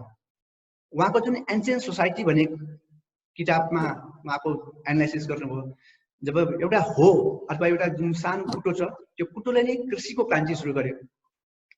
एउटा माछाको जाल, माछा मार्ने जालको आविष्कार भइसकेपछि मान्छेको जीवन कहाँबाट कहाँ चेन्ज भयो भन्ने कुरा उहाँले प्रभावित भएर उहाँको आफ्नो थेसिसमा चेन्ज गर्नुभयो। त्यसका टेक्नोलोजी भनेको हामीले अहिले टेक्नोलोजीलाई कहिले कहिले पनि इग्नोर गर्न सक्दैनौँ। हामी यहाँसम्म छौँ, it is because of technology. अब यति हुँदा हुँदै पनि अब कन्टेक्स्ट धेरै चेन्ज छ, तर हाम्रो मनिष सरले एक्सप्लेन गर्नुभयो जस्तै हाम्रो एजुकेसनले, हाम्रो एजुकेसन सिस्टमले यो चेन्ज कन्टेक्स्टलाई कति आत्मसात गर्न सकेको छ भनेर हेर्दाखेरि हामी त्यति खुसी हुनुपर्ने ठाउँ देखिँदैन। कन्टेक्स्ट कहाँ पुगिसक्यो, समाज कहाँ पुगिसक्यो र हाम्रो एजुकेसन सिस्टम कहाँ छ। अब त्यो हिसाबमा जसले स्टेट राज्य चलाइरहेको छ उहाँहरूको ध्यान नपुगेको पक्कै हो, त्यसमा द्विमत छैन। र म एउटा इक्जाम्पल यसको लागि के भन्न चाहन्छु भन्दाखेरि जुन 72 सालमा हाम्रो ग्रेडिङ सिस्टम, एसएलसी एक्जामको लागि ग्रेडिङ सिस्टमको इन्ट्रोड्युस गर्यो, त्यसको बारेमा प्रोफेसर केदार भट्ट माथेमाको एउटा टिमले एसएलसीको रिजल्टलाई एनालाइसिस गर्न 2058 सालतिरै एउटा रिसर्च खडा गरेर उहाँले रिकमेन्ड गर्नुभयो।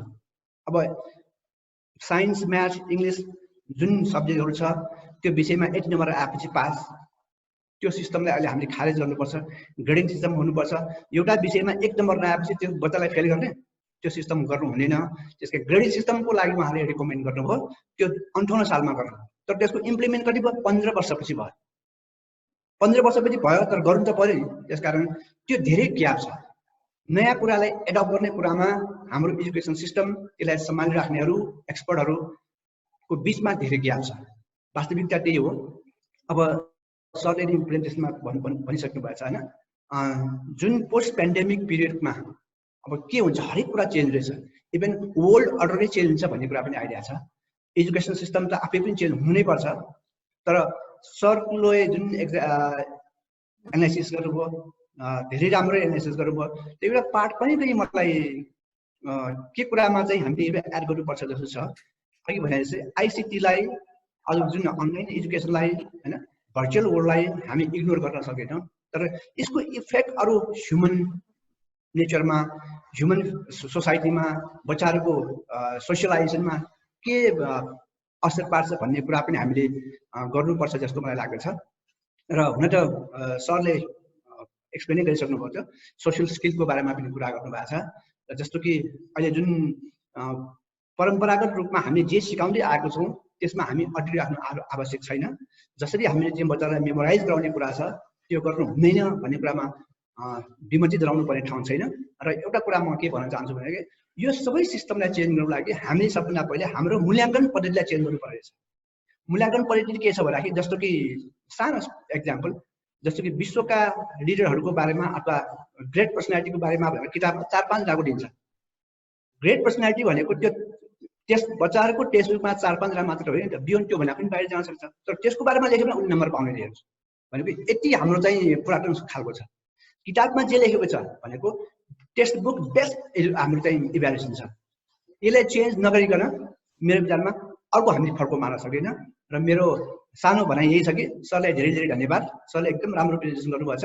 एज ए एजुकेसनको रूपमा, एज ए सोसियोलोजिस्टको रूपमा र आइसिटी एक्सपर्ट सर हुने नै हुन्छ। धेरै धन्यवाद। अर्को टाइममा बिहान भेट्न सर। नमस्ते। धन्यवाद योगेन्द्र सर, धेरै धेरै धन्यवाद छ योगेन्द्र सरको छोटो कमेन्टको लागि। र अब म सरोज सरतर्फ जान चाहन्छु। सरोज सरलाई केही कुराहरू राखिदिनको लागि म अनुरोध गर्न चाहन्छु। सरोज सर नेपाल प्राध्यापक समाजका अध्यक्ष पनि हुनुहुन्छ।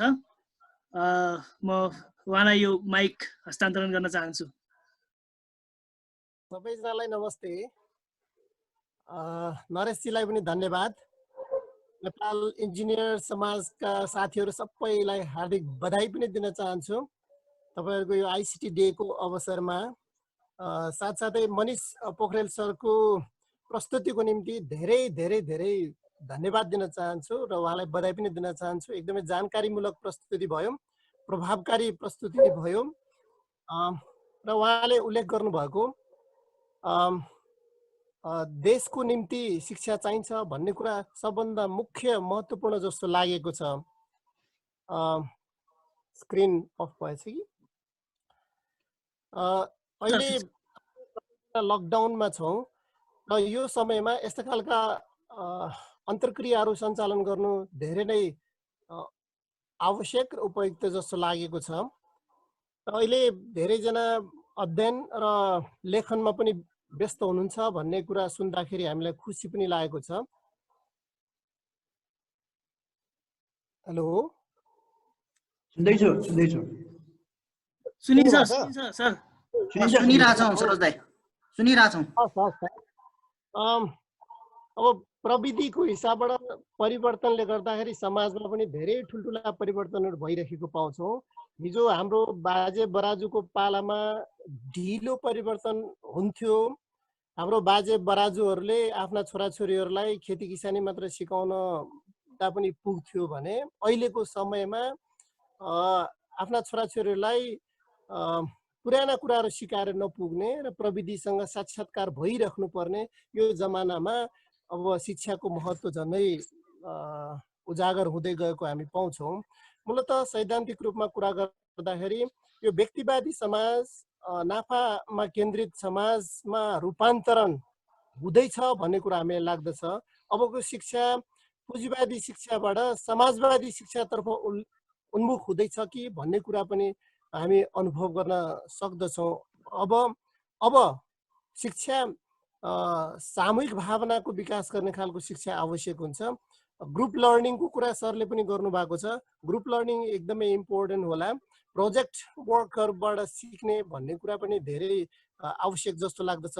विभिन्न समाजवादी देशहरूले गरेको अभ्यासहरू को विषयमा अध्ययन अनुसन्धान र अन्तर्क्रिया पनि गर्नुपर्ने आवश्यकता म देखिरहेछु।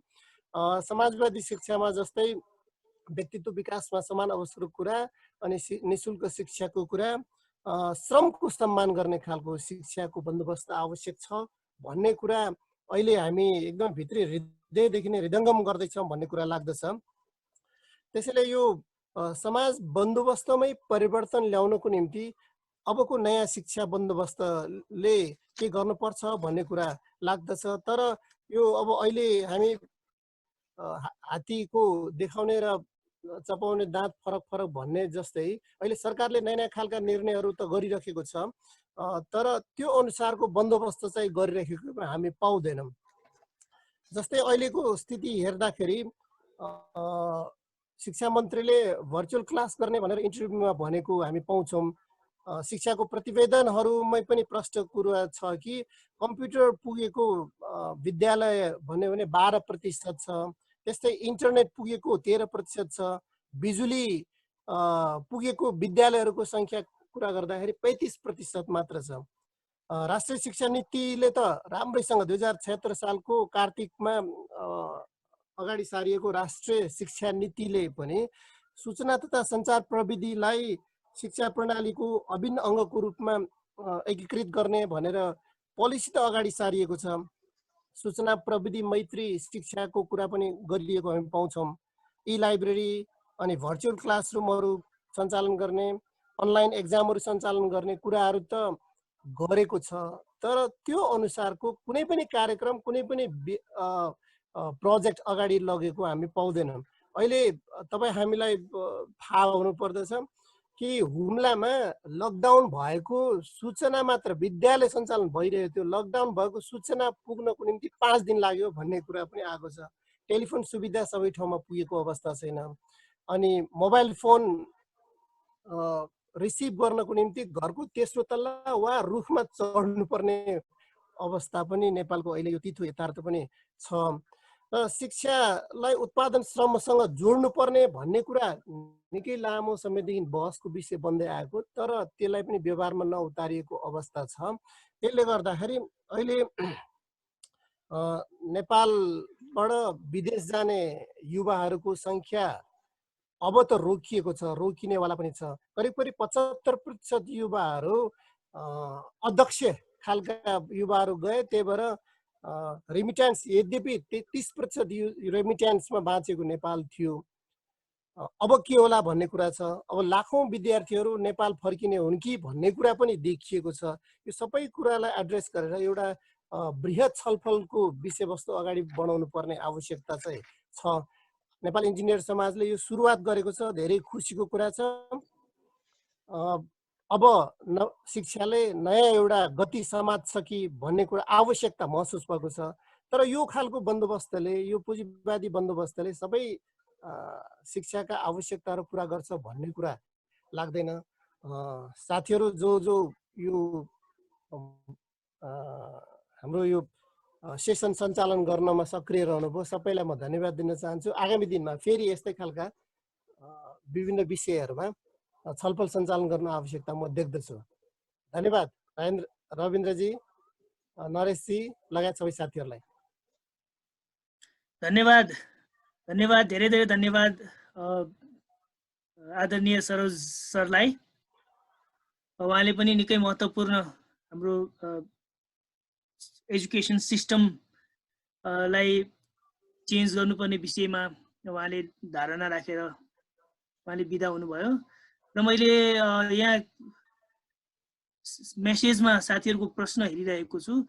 यो लगभग मेसेजमा साथीहरूले राख्नुभएको विचारहरू, राख्नुभएको प्रश्नहरूको एन्सर उहाँ सरहरूको प्रेजेन्टेसनमा कहीँ न कतै आइसकेको जस्तो मलाई महसुस भइरहेको छ। तैपनि यो छलफलको सेसनलाई केही समय, अहिले हामी 9:31 हामी छौँ र करिब 81 जना सहभागीहरू हामी बाँकी छौँ।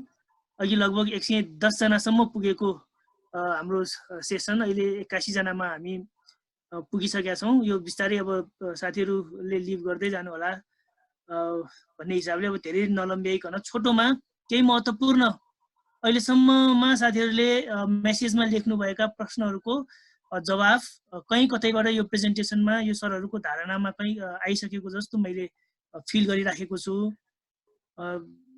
त्यसैले अरू केही थप साथीहरूको धारणा, साथीहरूको जिज्ञासा छ भने यो छलफललाई केही समय, यो छलफलको निम्ति म साथीहरूलाई अनुरोध गर्न चाहन्छु। साथीहरूलाई ह्यान्ड रेज गरेर समय लिएर आफ्नो विचार राख्न म अनुरोध गर्न चाहन्छु। हजुर रविन्द्र सर। त्यो केही क्वेसनहरू हाम्रो अन्ताजीले टिप्नु भएको छ। उहाँले त्यो क्वेसनलाई क्वेसन एकपटक चाहिँ वाचन गराउनु पर्ला जस्तो छ। केही क्वेसनहरू छन्, केही क्वेसनहरू छन् यहाँ क्वेसनहरू। अन्ताजी हजुर, केही क्वेसनहरू जुन टिपोट गर्नु भएको छ, त्यो केही क्वेसनहरू आइसकेको भन्ने भएर रिड आउट गर्छु।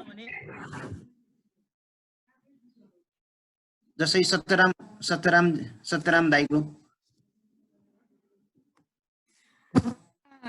एउटा क्वेसन चाहिँ होइन, 3 जना साथीहरूले त्यही जस्तो गरिराख्नु भएको हुनाले म त्यसलाई चाहिँ अलिकति राख्छु। सत्यराम सर अनि नुजा किजु अनि अर्को एकजना साथीले पनि हाम्रो उहाँले भनेकै राख्छु होइन। In the context of Nepal, how the internal evaluation and marking can be made effective and trustworthy instead of 3 our exam and marking. अरू साथीहरूले पनि 3 आवर्स मार्किङ सिस्टमलाई चाहिँ कसरी इफेक्टिभ बनाउने, यो मिल्दैन अथवा हामीलाई यो ठिक छैन भनेर भनिराखेका छौँ होइन। अब कसरी चाहिँ इम्प्रुभ गर्न सक्छ भनेर यो कुरा चाहिँ 2-3 जना साथीहरूले राख्नु भएर मोर डिटेलमा चाहिँ राखिदिनु भयो भने क्लियर हुन्छ जस्तो लाग्छ मलाई।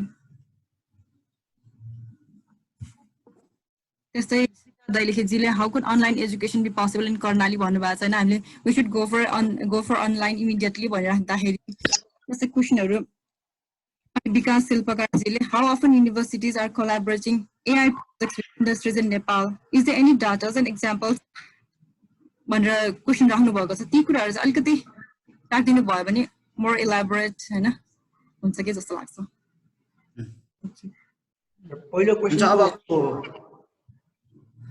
पहिलो क्वेसनको बारेमा म अलिकति भनौँ। हुन्छ सर, हुन्छ। सर, जुन हामी 25-30 वर्ष अगाडिदेखि नै वर्षभरि पढाएर अनि 3 घण्टाको जाँचले यो विद्यार्थी सही, यो विद्यार्थी पास र यो विद्यार्थी फेल हुन्छ भन्ने जुन पद्धति छ नि, त्यो 3 घण्टे परीक्षा त्यहाँ समाप्त गर्नुपर्छ भनेर हामी 30 वर्षदेखि आइरहेको छ, तर इट इज स्टिल एक्जिस्टिङ। तर अहिले पनि त्यो नै छ। तर त्यसको रिप्लेसमा के छ, द्याट इज गुड क्वेसन। त्यसको रिप्लेसमा गर्न सकिने के छ भन्दाखेरि अहिले क्यास भने पनि उसमा छ, भनेको कन्टिन्युअस एसेसमेन्ट सिस्टम। सबभन्दा हामीले लाग्छ मलाई जोड दिनु पर्ने कन्टिन्युअस एसेसमेन्ट सिस्टम हो। वर्षभरि नै उसको त्यहाँ मूल्याङ्कन भइरहेको छ, टिचरले गरिराखेको हुन्छ।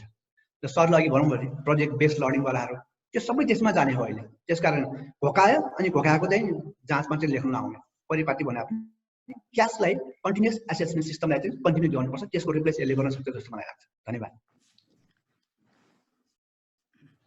Thank you Yogendra sir. Manish sir यो विषयमा त्यही योगेन्द्र सरले भनिहाल्नुभयो। त्यो अघि पनि मैले भने म त यो वर्षभरि पढाएर अथवा सेमिस्टरभरि पढाएर एट द एन्डमा चाहिँ 3 आवर्स भन्दा पनि कन्टिन्युअस एसेसमेन्ट, चाहे त्यो प्रोजेक्ट गरेर होस्, चाहे त्यो प्रब्लम सल्भिङ स्किल होस्, चाहे त्यो रिभ्यू गरेर किन नहोस्, आफ्नो चाहिँ एउटा क्राइटेरिया बनाएर कन्टिन्युअस एसेसमेन्ट कसरी गर्ने भन्ने तरिकाले ब्रेकडाउन गरेर चाहिँ हामी त्यति त्यो दिन सक्छौँ। त्यो चाहिँ म त एउटा सेमिस्टरमा एउटा इन्टर्नल त्यसपछि सिधै फाइनल जानुभन्दा त्यो चाहिँ कन्टिन्युअस एसेसमेन्ट नै हुन्छ। हामीले योगेन्द्र सरले भनेको कुरा हो त्यो। कर्णाली जस्तो ठाउँमा अनलाइन एजुकेसनको के होला भन्ने क्वेसन पनि साथीहरूको आइरहेको थियो। हजुर, हुन त अघि पनि तपाईँको प्रेजेन्टेसनमा अलिकति यो विषयमा आएको थियो।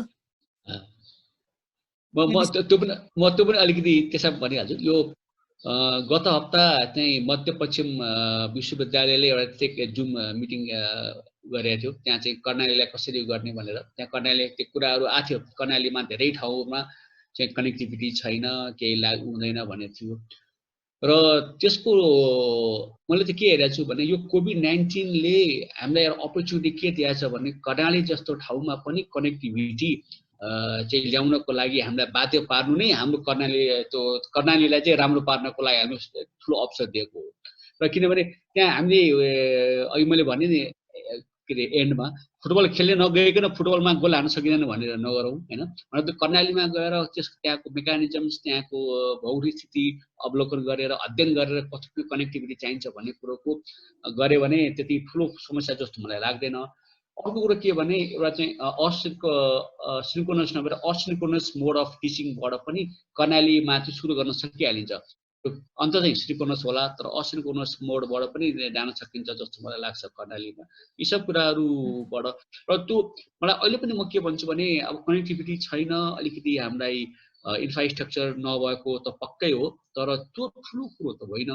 तर ठुलो कहाँ आउँछ भने डिजिटल डिभाइड भन्दा पनि यदि नलेज डिभाइड भइदियो भने मतलब यदि चाहिँ सेन्टरमा अथवा मेट्रोपोलिटन सिटीमा अथवा सहरहरूमा चाहिँ एक किसिमको एजुकेसन, गाउँमा ग्रामीण क्षेत्रमा र दुर्गम क्षेत्रमा अर्को किसिमको एजुकेसन भइदियो भने चाहिँ त्यो डिभाइड चाहिँ that will be more disaster. त्यसलाई चाहिँ गाह्रो हुन्छ। नभए यो इन्फ्रास्ट्रक्चरहरू चाहिँ मेरो विचारमा अलिकति हामी सिरियस भएर चाहिँ पहल गर्ने हो भने पक्कै पनि हामी गर्न सक्छौँ। कर्णालीको विषयमा अलिकति म पनि राखौँ। हजुर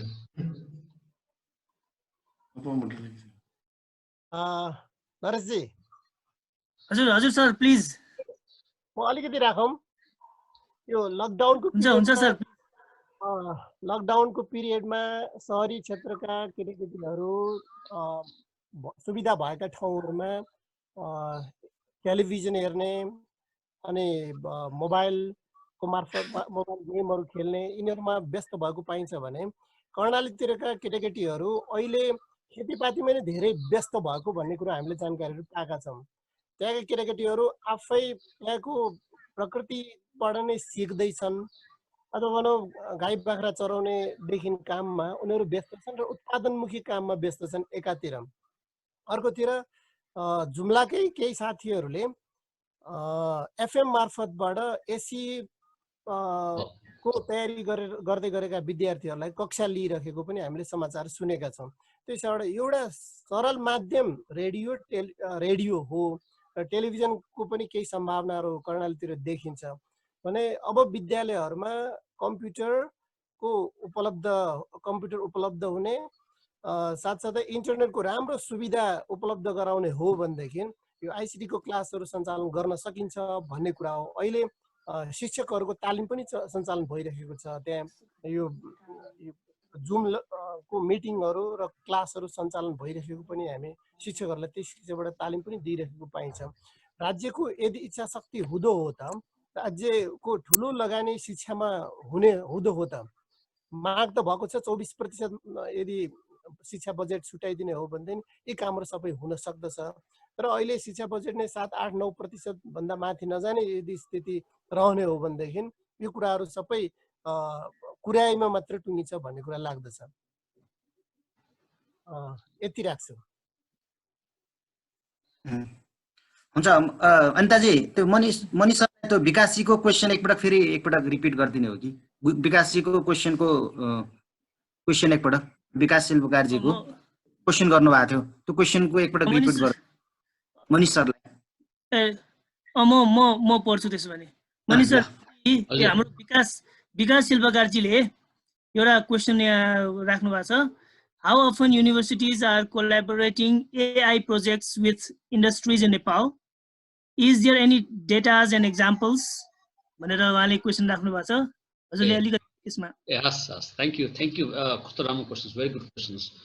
अहिले युनिभर्सिटीले चाहिँ इन्डस्ट्रीहरूसँग एआईमा काम गरिरहेको छ। जस्तो चाहिँ अब त्यो एक्ज्याक्ट डाटा कति पर्सेन्टेज भन्ने त मलाई अहिले ठ्याक्क थाहा भएन। त्यो चाहिँ अब हाम्रो काठमाडौँ युनिभर्सिटी जहाँ म आबद्ध छु त्यहाँ हामीले चाहिँ नेपालको इन्डस्ट्रीहरूसँग पनि हामी फ्युज मेसिनहरूसँग पनि हामी चाहिँ कनेक्टिभिटी, त्यसपछि जुन एआईमा चाहिँ उहाँहरूको धेरै दखल छ र नेसनल पनि छ र हामीले चाहिँ अलिकति एआईमा अलिकति आफूलाई चाहिँ इक्विप हुनको लागि हामीले बाहिरको युनिभर्सिटीसँग बाहिरको इन्डस्ट्रीहरूसँग पनि गरिरहेको छु। जस्तो म यहाँ उदाहरण दिउँ, अगाडि म भियतनामको हुए भन्ने सहरमा गएको थिएँ।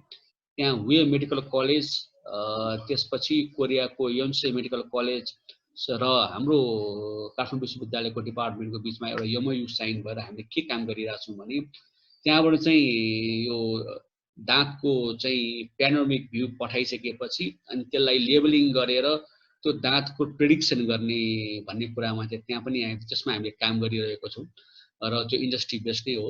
र नेपालमा पनि अहिले हालचालै गर्न खोजेको चाहिँ एआईले चाहिँ अब लर्निङ म्यानेजमेन्ट सिस्टममा कसरी युज गर्न सकिन्छ भन्ने कुरामा पनि हामी त्यहाँ चाहिँ गरिरहेको छौँ। भन्नाले तपाईँले राम्रो कुरा उठाउनुभयो, किन हाम्रो प्रोजेक्ट भनौँ अथवा हाम्रो रिसर्च भनौँ इन्डस्ट्रीसँग कोलाबरेट नगरिकन सम्भवै छैन, हामी गर्नैपर्छ।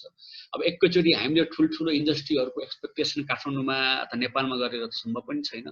जति छ त्योसँग कोलाबरेट गरेर चाहिँ बन्न सकिन्छ जस्तो मलाई लाग्छ र यसको बारेमा हामीले चाहिँ गरि नै रहेका छौँ।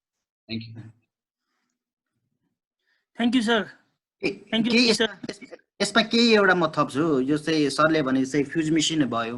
अर्को हामी कहाँ नामी अहिले पछिल्लो क्रममा नामी र फ्युज मेसिनको कोलाबोरेसनमा एआईमा अलिकति रिसर्च इन्स्टिच्युटको रूपमा अगाडि बढिराखेको छ भने हामीले अहिले खोपो इन्जिनियरिङ कलेज आफैले पनि यो रञ्जना लिपिलाई डिजिटाइज गर्ने गरी हामीले एआईको प्रोजेक्टलाई अहिले हामीले चाहिँ प्रपोजलको रूपमा अगाडि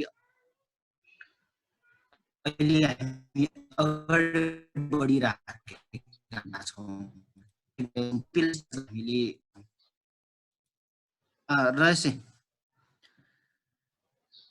लगभग अब रविन्द्रजी हजुर हाम्रो सेसनलाई कन्क्लुजनै गर्नु पर्ला अब धेरै 2 घण्टाको। अब लगभग अहिले 9:43 हामी छौँ र अहिले सहभागीहरू घटेर हाम्रो 77 जनासम्म पुगिसकेको छ। त्यसैले अब यो सेसनलाई धेरै नलम्ब्याइकन म हाम्रो प्रोग्राम सेड्युल अनुसार हाम्रो अमोद